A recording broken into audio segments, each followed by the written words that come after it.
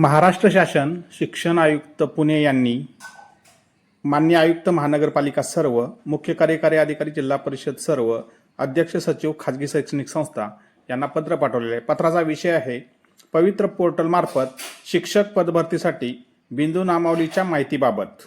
दोन संदर्भ दिलेले आहेत।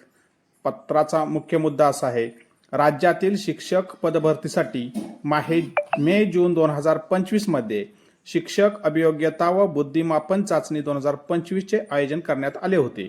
या परीक्षेचा निकाल दिनांक 18 ऑगस्ट 2025 रोजी प्रसिद्ध झाला आहे।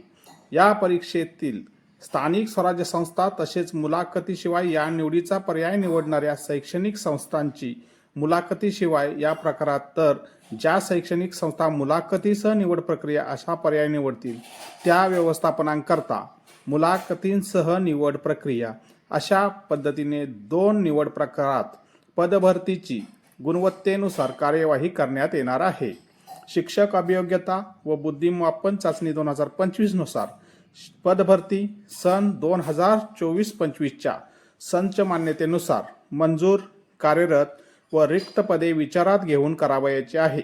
त्यासाठी विषय व आरक्षण निहाय रिक्त पदांची माहिती तयार असणे आवश्यक आहे। यापूर्वी संदर्भाधन पत्रान्वये मागील पदभरतीच्या वेळी बिंदू नामावली तपासणी करण्याबाबत सविस्तर सूचना देण्यात आलेल्या आहेत। तसेच मागील पदभरतीच्या टप्पा 2 मध्ये सन 2024-25 च्या संच मान्यतेनुसार रिक्त पदे विचारात घेऊन कार्यवाही करण्याबाबत निर्देश देण्यात आलेले होते।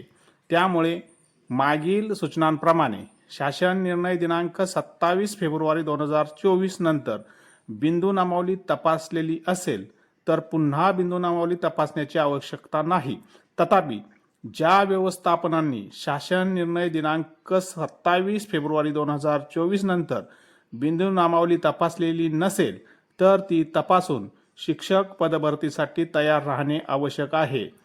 तसेच आदिवासी बहुल संबंधित 8 जिल्ह्यातील म्हणजेच नाशिक, धुळे, नंदुरबार, पालघर, यवतमाळ, रायगड, चंद्रपूर व गडचिरोली सुधारित आरक्षण व बिंदू नामावली विहित करण्याबाबत शासन निर्णय दिनांक 29 जुलै 2025 निर्गमित झालेला आहे।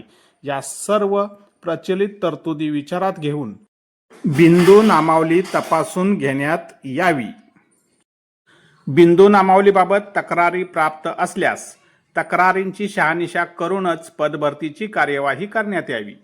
कोणत्याही प्रवर्गातील उमेदवारांवर अन्याय होऊ नये यासाठी सामान्य प्रशासन विभागाचे बिंदू नामावलीबाबत प्रचलित तरतुदी विचारात घेऊन बिंदू नामावलीची कार्यवाही पूर्ण करण्यात यावी।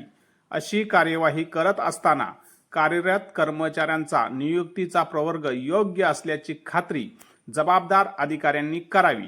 कामाचा अनुभव असलेले कर्मचारी अन्य विभागात कार्यरत असतील तर अशा कर्मचाऱ्यांच्या सेवा तात्पुरत्या कालावधीसाठी या कामी घेण्यात याव्यात। तसेच अनुभवी सेवानिवृत्त कर्मचारी यांची देखील आवश्यक तेथे सहाय्यता घ्यावी।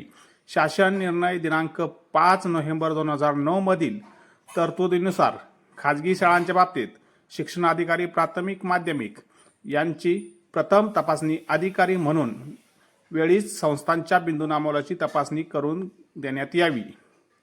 विभागीय शिक्षण उपसंचालक, शिक्षणाधिकारी प्राथमिक माध्यमिक यांच्या कार्यस्तरावर बिंदू नामावली तपासणी व पवित्र पोर्टलवरील कार्यवाहीसाठी यापूर्वी दिलेल्या सूचनानुसार स्थापन केलेल्या विशेष कक्षाकडून कार्यवाही करण्यात यावी। सदर कक्षामध्ये अनुभवी कर्मचारी तसेच अन्य राजपत्रित अधिकारी यांचा समावेश करण्यात यावा। पवित्र पोर्टलवर रिक्त पदांच्या जाहिराती देण्याची सुविधा दिल्यानंतर बिंदू नामावली न तपासण्याची कारणे संयुक्तिक होणार नाहीत। यासाठी पदे रिक्त असलेल्या सर्व व्यवस्थापनांनी गट विषयनिहाय रिक्त पदांची माहिती तसेच बिंदू नामावली तपासल्यानंतर कोणत्या प्रवर्गाच्या किती रिक्त पदे आहेत इत्यादी बाबतच्या माहितीची पूर्वतयारी करून घ्यावी। यामुळे जाहिरातीसाठी जास्त कालावधी द्यावा लागणार नाही।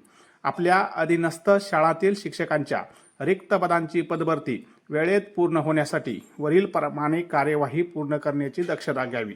सचिंद्र प्रताप सिंग यांनी हे पत्र पाठवलेले आहे आणि प्रत माहितीसाठी प्रधान सचिव शालेय शिक्षण, प्रधान सचिव ग्रामविकास, सहाय्यक आयुक्त मावक, विभागीय शिक्षण उपसंचालक सर्व, शिक्षणाधिकारी जिल्हा परिषद सर्व, शिक्षण निरीक्षक बृहन्मुंबई, प्रशासन अधिकारी मनपा सर्व यांना हे पत्र पाठवण्यात आलेले आहे।